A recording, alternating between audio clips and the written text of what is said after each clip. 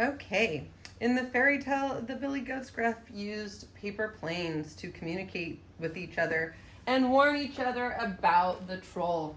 So today we're going to build a paper airplane, and then we're going to test it and see how far we can get it to fly.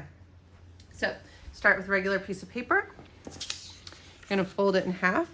One of the tricks to making a good paper airplane is to doing a good job making your folds and trying to get things as even as possible.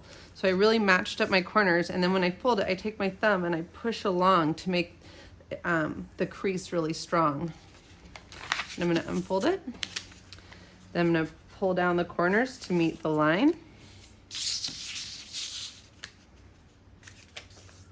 Like that. Then I'm gonna fold it in one more time to meet the line. Like this.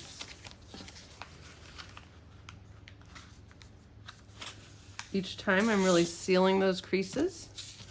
Then I'm gonna fold it together like that. I'm gonna come back and match, this is the hardest part, these lines to each other. Make a nice crease there. Fold it over here. Try to get it as even as possible. Make a nice crease there. And then I personally like to tape my paper plane up here together. That's where the piece of tape comes in. It holds it a lot stronger. So I just flatten it out. Put a piece of tape there. Might add another piece to the tail here. And I feel like it's pretty strong. So here's my paper plane.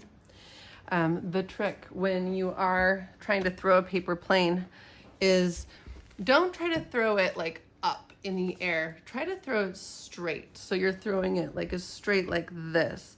If you try to throw it in an arch like this, your paper plane is going to go up and then it's going to go down and crash. So when you throw it straight like this, it's going to go further. So do a couple of practices to make sure you get the hang of throwing it, and then do 10 tests with and use a tape measure to measure how far your paper plane went. If it went really, really far, you and your parent can just estimate how far it went and record how far it goes.